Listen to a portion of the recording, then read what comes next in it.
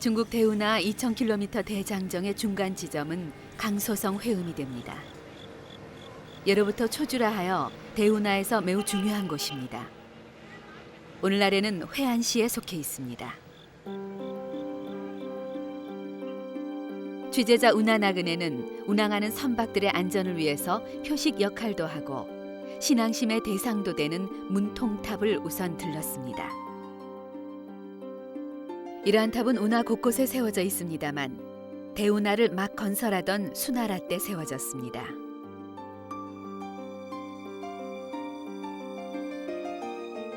(15세기) 중국 대운하를 여행하며 표해록이란 기행문을 남긴 조선 선비 최부도 들렀던 표모사. 한나라 장군 한신과의 고사가 얽혀 있습니다. 한신이 어렸을 때 가난하여 굶주린 생활을 했는데 이곳에서 빨래하는 아주머니가 도움을 주었습니다. 한신은 그 후 이 지방 제후가 되어 돌아왔습니다. 그리고 자신을 돌봐준 아주머니를 기려 표모사를 짓게 했습니다.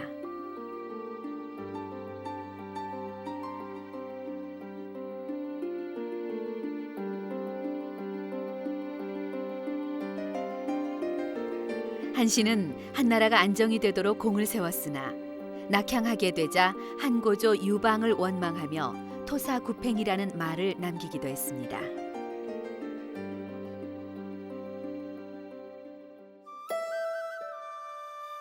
(1400년이란) 긴 역사를 지니고 있는 중국의 대운하는 여러 도시들을 탄생시켰고 또한 많은 문학인과 작품들도 배출했습니다.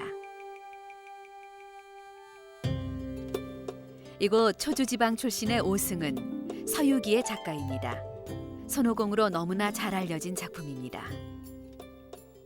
수호전, 삼국연의, 홍루몽, 아큐정전 등도 대운하 주변에서 탄생됐습니다.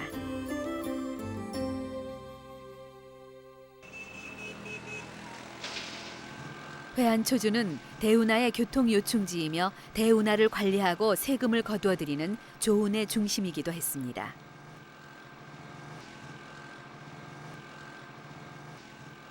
총독조운부, 즉 조운총독부가 바로 이곳에 있었기 때문입니다. 지금은 주춧돌들만이 남아있어 옛 영화스러웠던 모습은 찾아볼 수가 없습니다. 규모가 제법 컸을 조운총독부에서 운하 통행세도 받고 배들의 운항 안전과 운하 관리도 했습니다.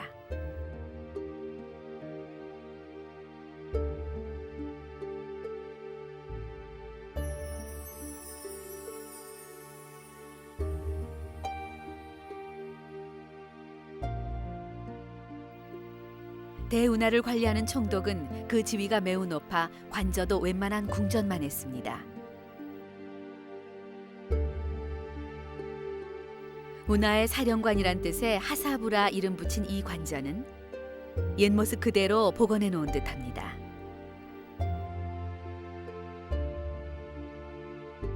대운하를 타고 자주 행차하던 청나라 걸륭 황제도 머물렀다고 합니다.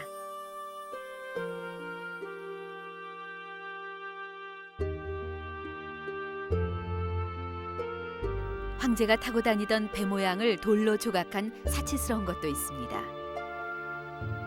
황제는 이 돌배에서 술을 마시며 운하 이야기로 꽃을 피우고는 했겠죠.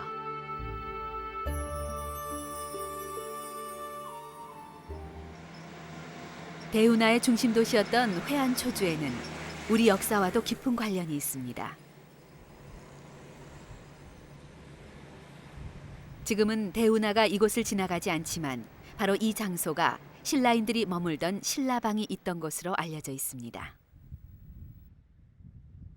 听说是就这个地方，可能新楼房，听说有个地，这个。 그런가 하면 기원전 486년 오나라 왕부차가 운하를 최초로 건설했을 때 양주에서 바로 이곳까지였습니다. 그래서 이름을 말구라고 합니다. 我们这下面这条小河，就是古代汉沟的意思。大约在春秋末期，欧王夫人和北方的诸侯争霸天下。为了争霸天下，他把他兵和粮要运到北方去。他先开了一条河道，叫汉沟，从扬州一直到楚州。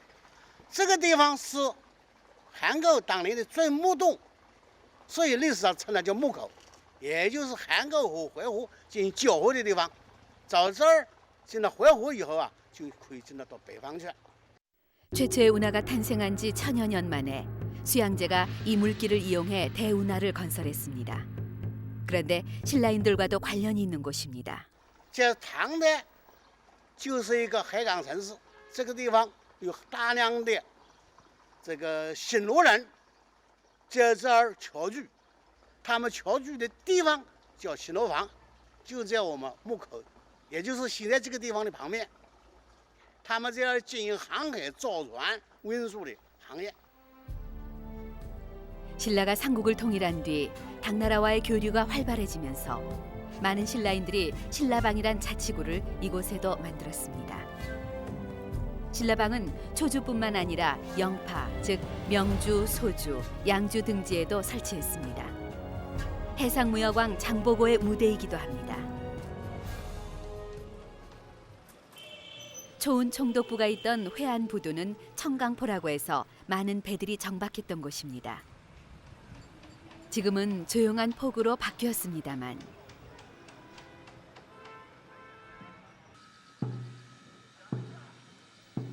수나라 당나라 이래 역대 왕조는 식량의 운하 수송을 가장 중시했습니다. 그야말로 국가 경제의 대동맥으로 삼았습니다. 수양제가 608년 대운하를 본격적으로 건설한 후 이곳 회안에 조운을 담당하는 기관을 설치했습니다. 송나라 때는 각 지방의 공무를 회화를 경유해서 수도 개봉으로 운반해 갔습니다. 그리고 청나라 때는 창고, 조선, 선박 등을 지키기 위해 군대 2만 명을 주둔시키기도 했습니다. 청강포는 지금은 작은 포구이지만 청나라 때까지만 해도 대운하에서 중요한 위치를 차지하고 있었습니다. 경항 대운하의 중간 지점인 이곳을 기점으로 남쪽은 강이 많아서 배를 이용하고 북쪽은 산과 사막이 많아서 말을 이용한다는 뜻에서 남선 북마의 경계선이라고 고대로부터 불리웠습니다. 西沟渠啊，沟渠这个从咱学要带小管呢，不带小管，那水自上自下的不得下。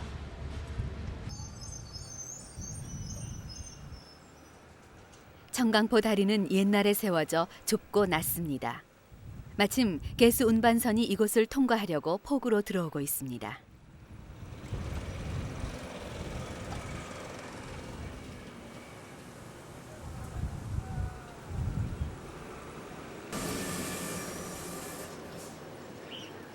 한 가족이 운영하는 배인 듯합니다. 아직 초등학교에 들어가지 않은 듯한 어린이도 함께 타고 있습니다. 어렵게 청강포 다리를 지난 운반선은 이번에는 현대식 다리를 지나야만 합니다. 옛 다리와 마찬가지로 통과하기 힘든 높이입니다.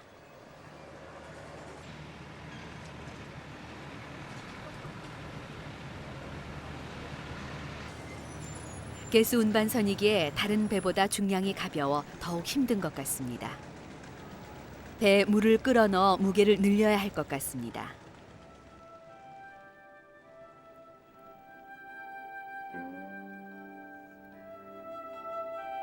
반시간가량의 사투 끝에 드디어 다리를 통과할 수 있게 됐습니다.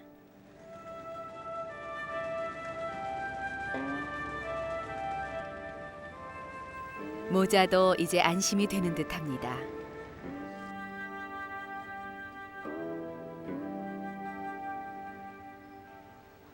운반선은 대운하 북쪽 어딘가로 향했습니다.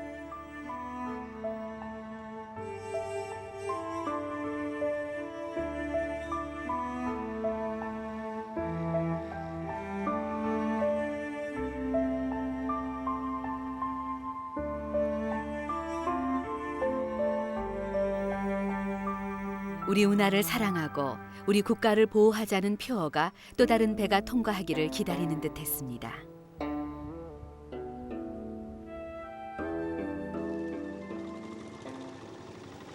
중국에는 크고 작은 호수들이 많이 있습니다.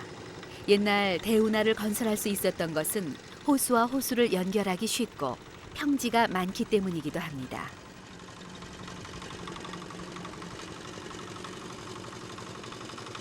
이곳 미산호는 중국 중부지방에서 가장 큰 담수호로 서울시만한 면적을 가지고 있습니다.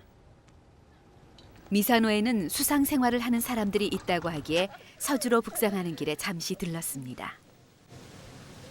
搁这过也渴，对，而且没有什么喝，也不用带衣，净带孩子。就是早上6点都烤了，早上6点，早上是2点钟、3点钟出去，围着6点钟就进来。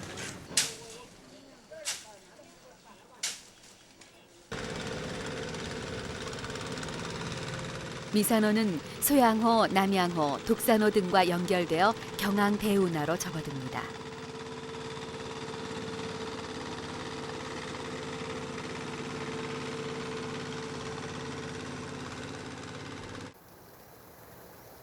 미산호를 비껴나간 대운하는 두 갈래 길로 갈라졌다가 서주에서 만나게 됩니다. 배를 20척 가깝게 연결해 운항하는 모습이 자주 보입니다.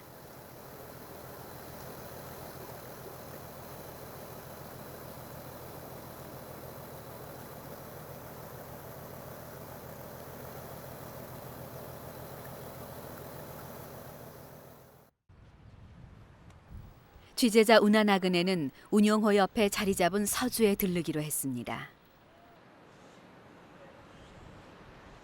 서주는 12세기까지 운송 중심지이자 주요 상업도시였을 뿐만 아니라 정략적으로 중요한 도시여서 각 왕조마다 서로 차지하려고 치열한 전쟁을 일으켰던 교차로입니다.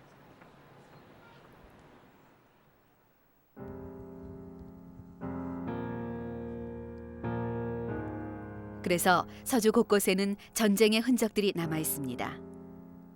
주로는 대운하가 만들어지기 이전의 역사입니다.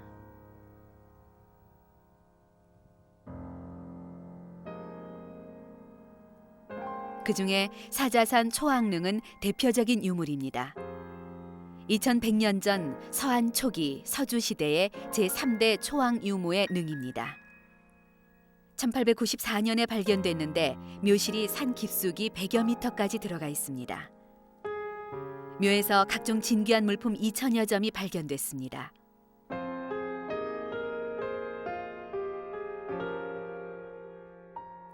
그중 가장 진귀한 것은 옥으로 덮여 있는 초왕의 유골이었습니다. 대운하는 이러한 역사적인 도시를 연결해 건설했습니다.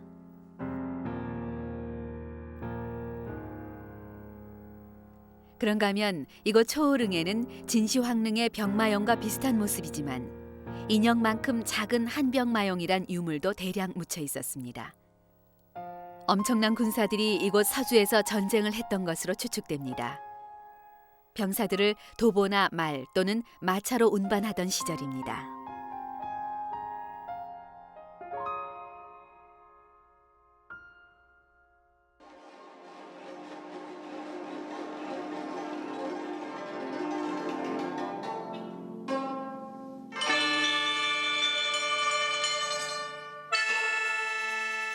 한나라 시기에는 신화 음악이 상당히 발달해 중국 전통 음악의 기본을 만들었습니다.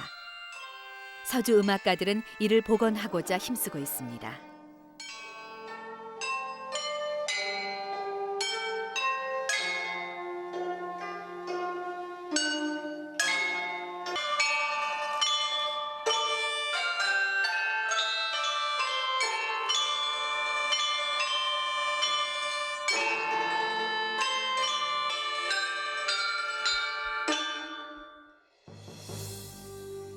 대운하는 전통과 전쟁의 도시 서주에 잠시 머물다가 다시 북상을 하고 있습니다. 이곳 서주는 신라인 장보고가 동양 후배 정년을 데리고 서주 무령군 소장으로 주둔하고 있던 곳입니다. 당나라의 시인 두목이 지은 번천문집에 장보고에 관해 자세히 기록돼 있습니다.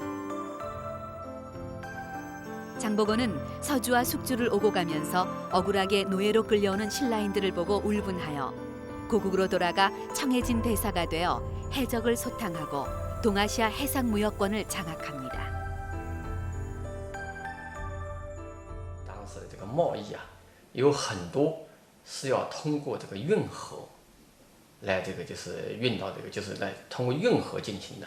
所以张宝诰通过这个，我想呢就是包括当时这个中韩的这个贸易啊，就是新罗的这个贸易，那么他会受到很多启发，所以以后他回去以后，他为他这个做这个贸易清水人大使啊，他做下一个应该说打下一个很好的伏笔。 장보고가 서주에 주둔하고 있던 때나 그 후 대운하를 오르내리며 무역을 하던 9세기 초에는 황하가 서주를 통과하고 장안까지 갈 수 있는 운하길이 있었습니다. 그러나 그 후 특히 12세기에 들어서서 황하의 범람으로 인해 물길이 크게 바뀌면서 서주의 황하는 멈춰버리고 번성했던 도시도 한산해지고 장안으로 가는 물길도 끊어지고 말았습니다. 장보고가 진두지휘하며 다니던 물길, 잃어버린 고운하를 찾아서 취재자 운하 나그네는 발길을 장안 쪽으로 돌리기로 했습니다.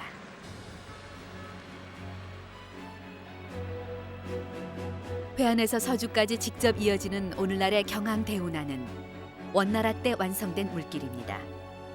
12세기 황하가 범람하기 전까지는 개봉을 중심으로 각각 이어져 낙양, 장안으로 갈 수 있었습니다. 한때 대운하의 중심 도시였던 개봉으로 향했습니다. 개봉은 하남성 북동부 황하에 인접한 도시입니다. 중국 6대 고도의 하나로 기원전 362년 위나라가 이곳으로 천도한 이후 6번이나 수도가 됐습니다. 특히 수나라가 대운하를 건설하자 낙양 및 장안 방면의 보급로를 담당하는 정치 상업 도시로 번영하게 됐습니다.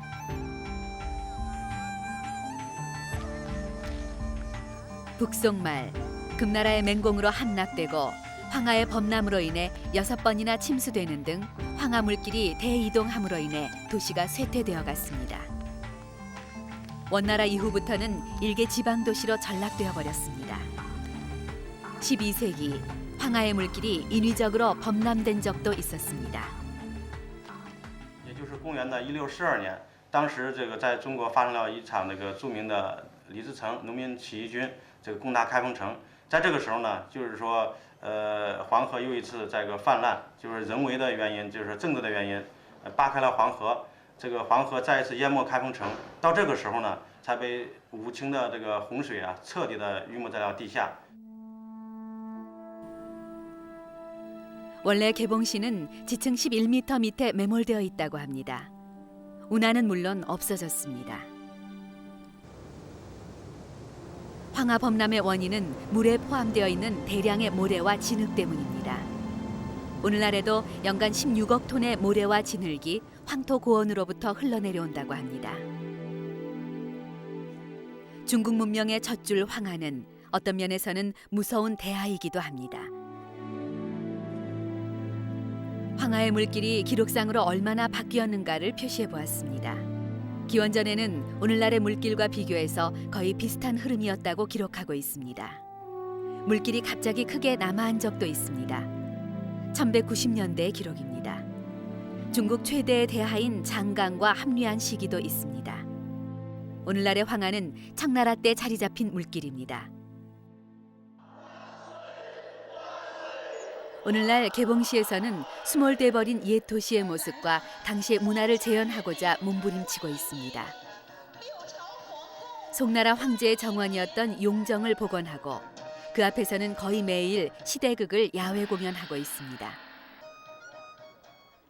王爱卿臣在，爱卿所逆心法，切中朝中实力，望爱卿大力推行。 小心为之。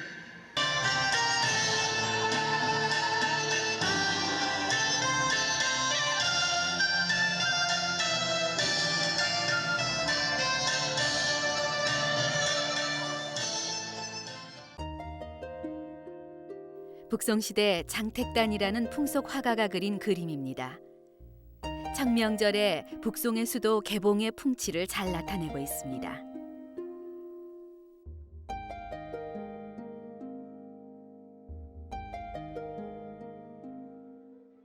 이 공원은 창명 상하도를 근거로 삼아 송시대의 옛 거리를 재현해 놓은 일종의 민속촌입니다. 한때 번영했던 운하의 도시 개봉. 그때 영화를 재현하고자 오늘을 살아가는 개봉 사람들은 정성을 많이 기울였습니다.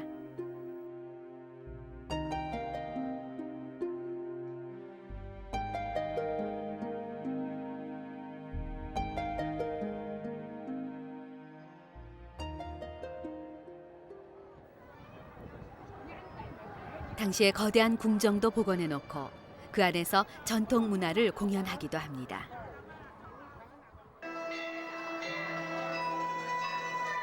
송시대의 음악과 무용을 다소 현대화한 것입니다. 잊혀져 버린 송나라 전통 음악이 다시 살아나는 듯합니다.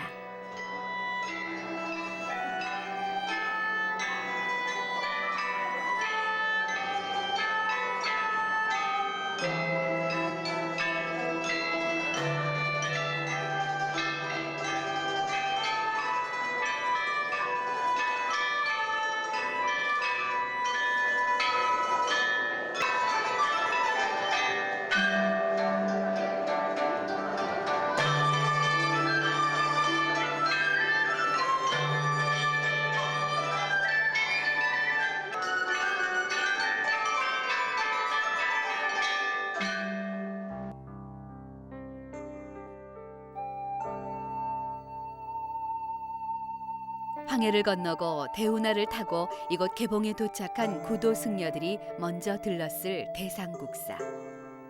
당시에는 보다 큰 가람이었습니다.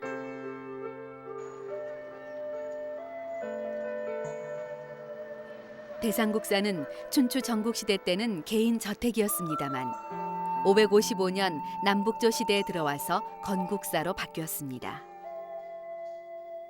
그리고 당나라 측천무후에 의해 폐위됐던 예종이 황제의 자리를 계승하게 되자 이를 기념해서 712년에 대상국사란 편액을 내렸습니다. 이 천수관음상은 그 당시에 만들어진 것이라고 합니다.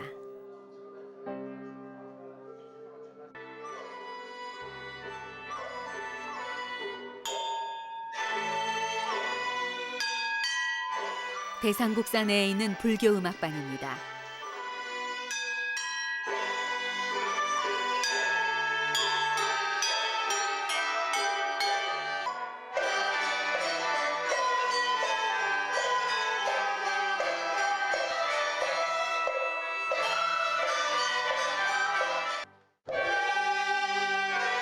(1960년대) 문화 대혁명 때 단절됐던 송나라 불교 음악을 다시 복원하려고 젊은 승려들이 연습에 여념이 없습니다.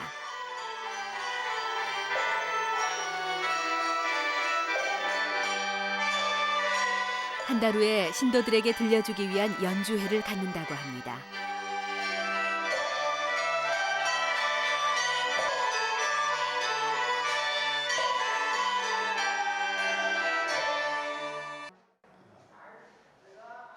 악보도 중국의 전통적인 오음계로 표시하고 있습니다.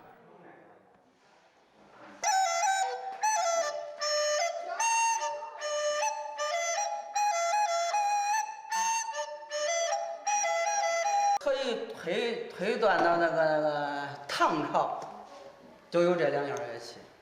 这两样乐器，就是纯粹的就是中国的传统乐器。现在已经现在是别的地方没有了，就香港是有。全中国来说都没有。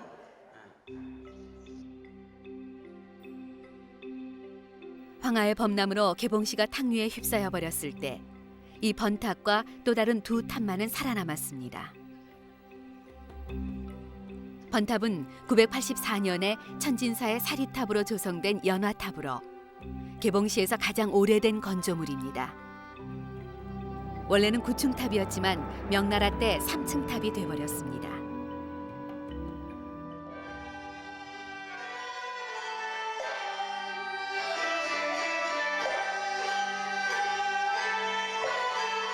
번탑 내부에는 당송 시대의 음악 연주 조각들이 소중하게 남아 있습니다.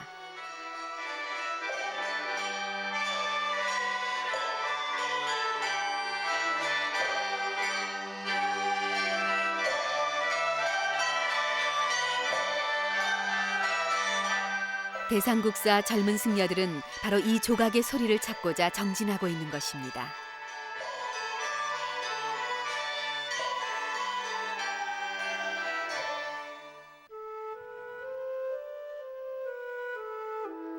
개봉을 떠나 장안으로 가는 길 한가운데는 낙양이 있습니다. 고운하와 황하를 타고 오면 이곳 황하와 낙하의 교류 지점에 도달하게 됩니다. 이 지점은 중국인의 뿌리인 하락 문화의 시발지로서 시조인 보키씨가 태어났으며 태극도와 팔궤도를 창안했다고 전해지고 있습니다.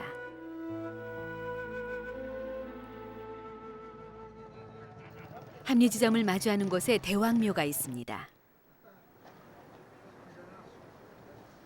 그저 평범한 사당 같았습니다. 태국과 우주왕을 모시고 있는 사당으로 무엇인가 깊은 의미가 있는 듯합니다.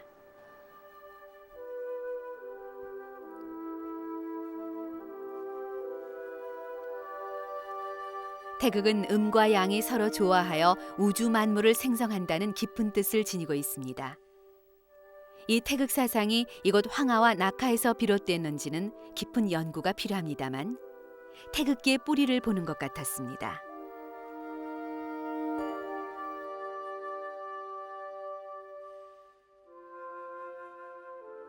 它是根据啥呢？就是跟那沂洛河、黄河，它的汇流处，它形成了汇流，跟那太极图一样，这就是自然的变化。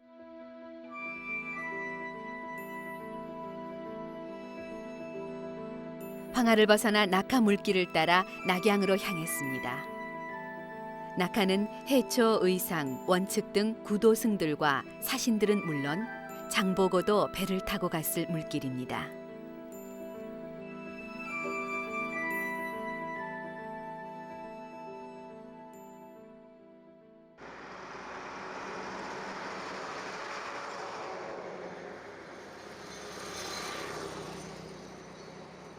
낙양에 들어가는 길목에는 중국 최초의 사찰 백마사가 있습니다. 기원 후 67년 후한 시대 인도의 가선마등과 축법난이란 두 승려가 경전과 석가상을 백마에 태워 이곳으로 가지고 들어와 중국에 처음 불교를 전했다고 합니다. 사찰 이름은 그 백마에서 유래합니다.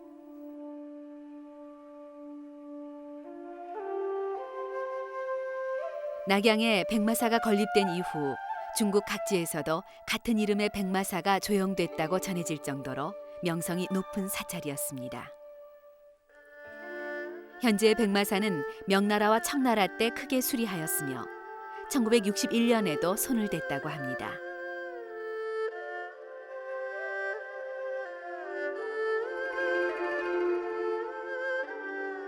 낙양은 낙하의 양지 쪽에 자리 잡고 있다 해서 이름 붙여졌습니다. 기원전 770년 이후 13개의 왕조가 수도로 삼았습니다. 낙양이 역사적으로 얼마나 오래된 고도였는가를 알 수 있는 것이 있습니다.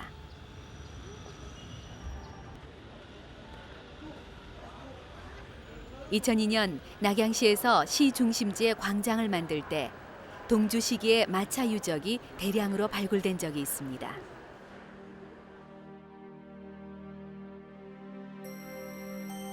(2700년) 전 동주 시대에는 수레를 끄는 말의 수가 그 사람의 신분을 나타냈다고 합니다. 서민들은 한 마리, 관료들은 계급에 따라 말의 수가 달라지며 천자는 6마리의 말이 끄는 마차를 타고 다녔습니다.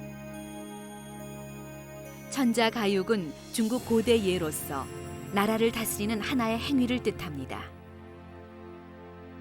천자의 행렬을 태우고 달리던 수십 마리의 말들이 어느 순간에 처참한 죽음을 맞이했는지 알 길이 없습니다만 운하가 없었던 시대였던 것만은 사실입니다.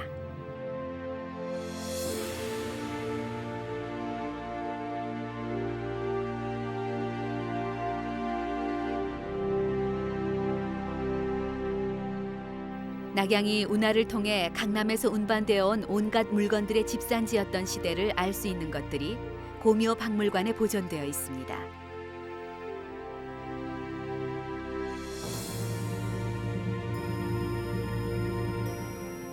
당삼채 도기가 대표적인 예입니다만 녹색과 붉은색, 흰색의 3색으로 입힌 이 연질 도기는 운하를 타고 남쪽 장강 근처에서 왔습니다.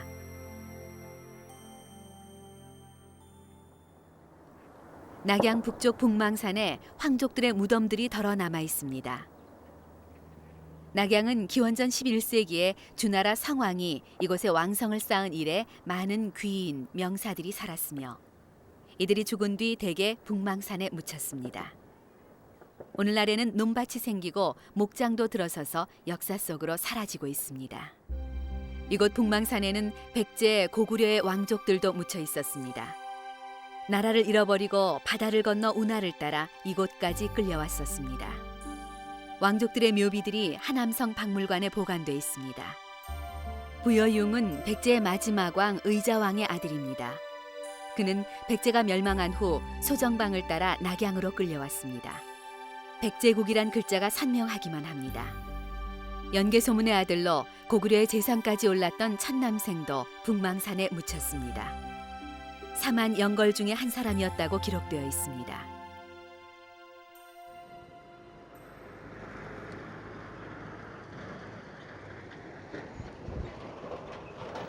운하와 황하를 따라 낙양까지 들어온 구도자나 사신들이 반드시 들렀을 곳이 있습니다.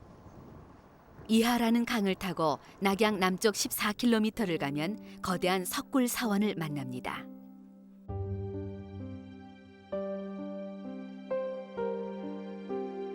이하를 사이에 두고 서산과 동산으로 갈라지며 석회암 암벽에 크고 작은 동굴들이 있고 엄청난 수의 불상들이 조각돼 있습니다.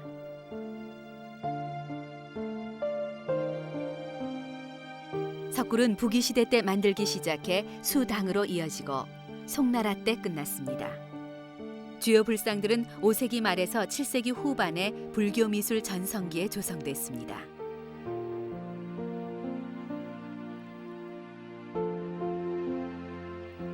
낙양을 찾는 순례자들은 이 거대한 불상 앞에서 무사하게 이곳에 도착한 것을 감사하고 장안까지 가는 길과 대운하를 타고 다시 돌아가는 길이 무사하기를 기원하고 또 기원했을 겁니다.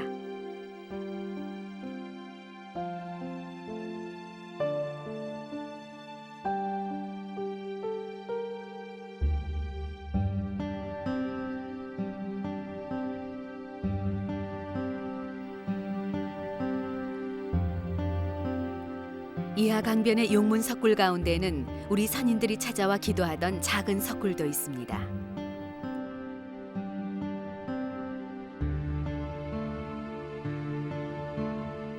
신라 상감이라고 하여 불상을 모신 감실입니다. 당나라에 살던 신라인들이 조성했을 것으로 추측됩니다. 낙양의 불수기사라 하는 사찰에 오래 머물던 신라 왕손 원측이 조성했을 거라는 설도 있습니다. 원측이 열반한 후 이하강 건너편 뒷계곡에 있는 향산사에서 다비식을 했을 정도로 이 용문 석굴과 인연이 깊었기 때문입니다.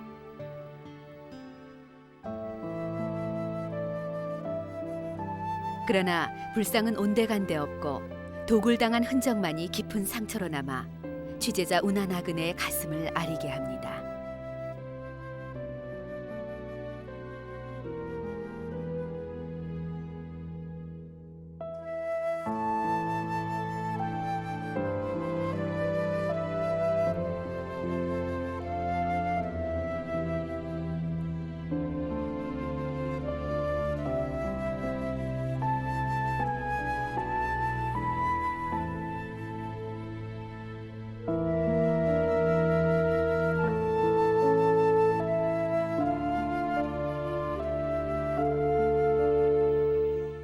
용문석굴 연구소를 찾아가 물어보았습니다.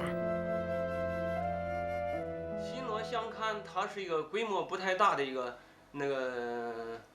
小洞吧，里边的造像应该是雕刻非常精美。龙门石窟呢，这个一些比较雕刻精美的佛像，在历史上和这个民国期间大规模的被盗夺。 개봉 낙양서안을 400년간이나 이었던 고대 하이웨이를 따라 황하 상류로 거슬러 올라갔습니다. 황하는 총 5,400km로 세계 4대 문명을 만들어낸 은혜로운 대하입니다. 그러나 황하는 마치 살아있는 용과도 같이 이리저리 이동해 가고 있어 두려움의 대상이기도 합니다. 황하를 따라 장안으로 가는 길목에는 옛부터 공포의 계곡이라 불리우는 산문협이 있습니다. 고대 중국 역사에서 매우 중요한 위치를 차지합니다.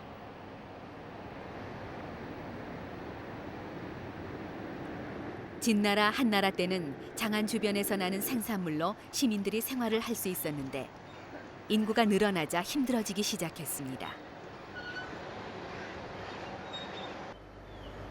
그래서 물자가 풍부한 장강 주변에서 운반해 오지 않으면 안 되었습니다.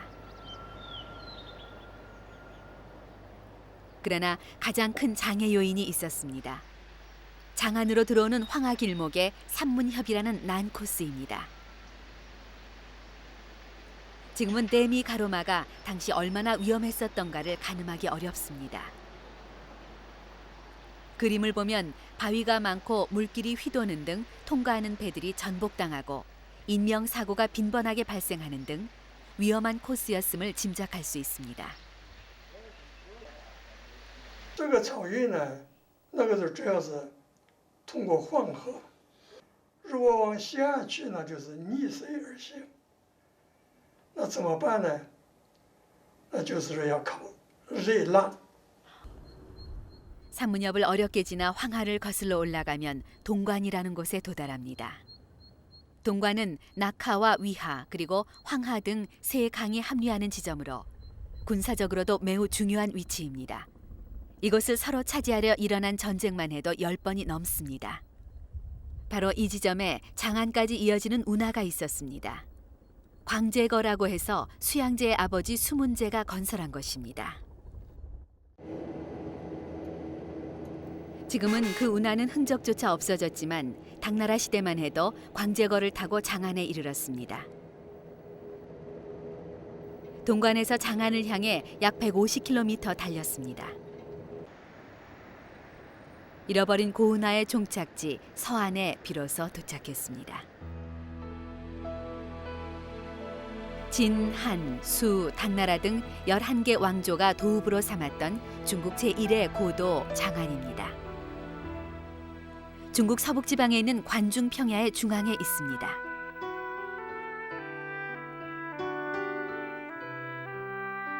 관중 지역은 전국 시대부터 하늘이 내려준 땅이라고 해서 토양이 비옥하고 광활하고 주위의 산악들이 훌륭한 빗장 역할을 해주었습니다.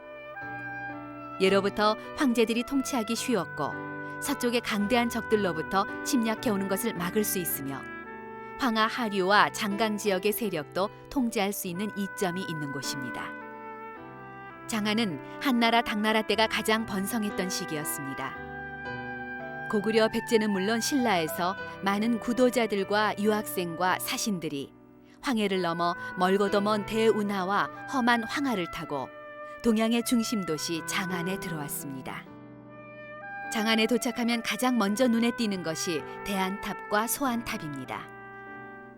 대안탑은 652년 당나라 고종 때 건립됐습니다.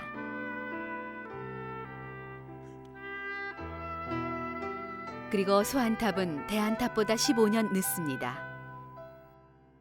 영화스러웠던 당나라 시대의 잔영이 아직 남아있는 듯합니다.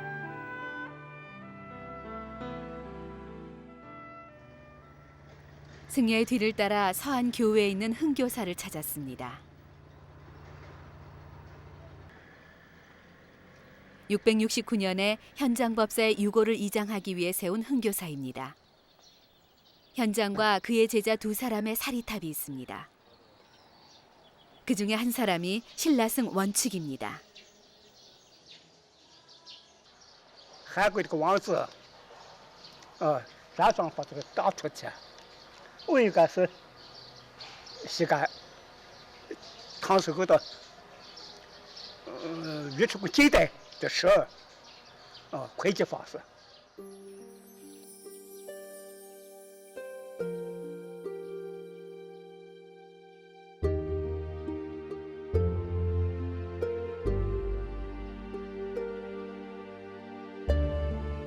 현장 법사탑 바로 옆에 신라승 원측의 사리탑, 측사탑이 있습니다.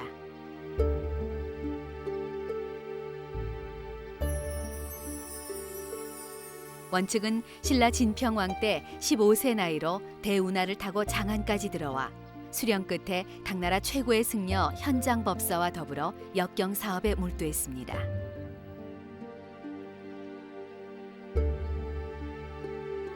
당나라 황제에게까지 신임을 받을 정도로 그의 지식과 명성이 대단했습니다.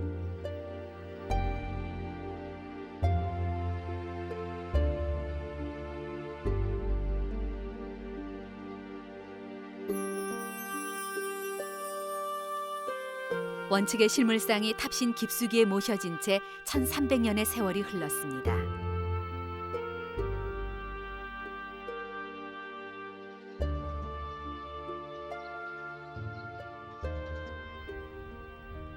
오늘날의 서한인 장안은 원래 수나라 이전에는 위하 건너 함양의 수도였습니다.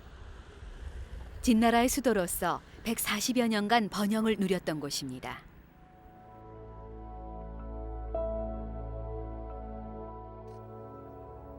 (1971년에) 발굴된 당 고종 황제의 태자 장희태자의 묘를 우선 찾아갔습니다.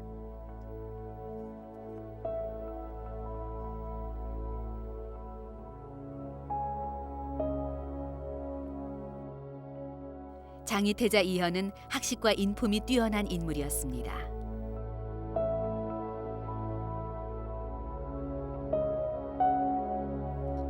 이 태자묘는 천년이 지난 지금까지도 잘 보존돼 있으며 또한 우리의 역사와 깊은 관계를 가지고 있습니다.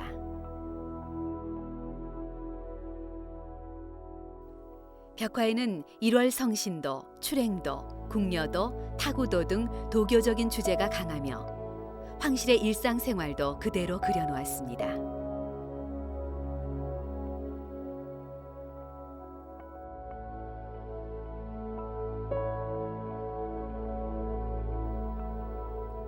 장희태자 이현의 묘에 그려진 사신도 또는 예빈도의 한 사절이 우리의 시선을 집중시킵니다. 깃털 2개를 꽂은 모자를 쓰고 흰 도포를 한 이 사신은 과연 누구일까? 장희태자의 장례 당시에는 이미 신라가 삼국을 통일한 이후여서 학자들 사이에서는 이 사신이 아마도 신라 사신이 아닐까라고 추정하고 있습니다.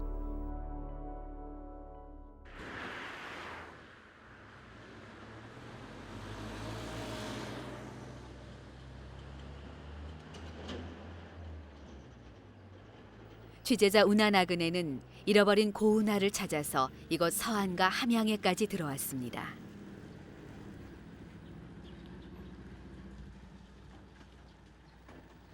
신합촌이란 한 작은 농촌 입구에는 마을 안내문이 적혀 있고 조거라는 글자가 적혀 있습니다. 조거란 운하를 뜻합니다.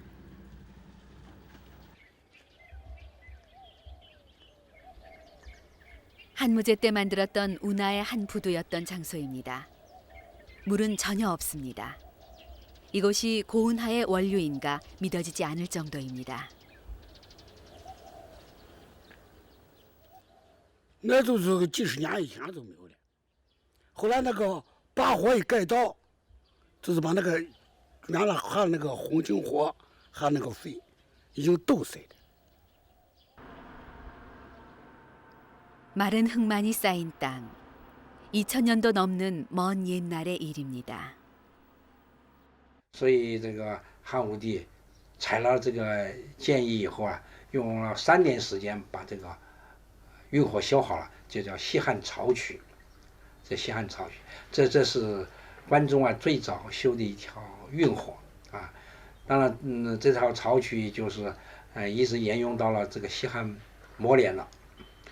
以后不是这个西汉灭亡以后啊，在这里陆陆续续也有一些到隋文帝又重新疏浚这个潮渠，当时呢叫广通渠，叫广通渠。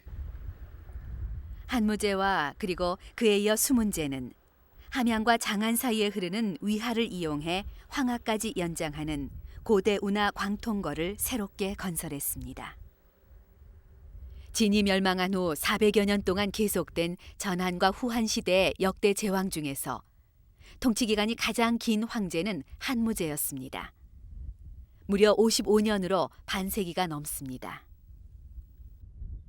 한무제는 이웃 여러 나라를 정복하면서 영토 확장에 남다른 정열을 바쳤는데 이때 이루어진 중국의 영토가 오늘날 중국인들의 국토관념의 기초가 됐다고 합니다.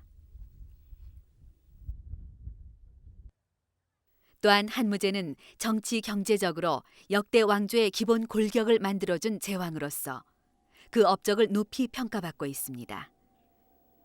특히 한무제가 이룩했던 광통거 운하는 수나라 황제 문제에게 이어지고 다시 문제의 아들 수양제에게 전달되어 중국의 대운하가 탄생하게 됐습니다.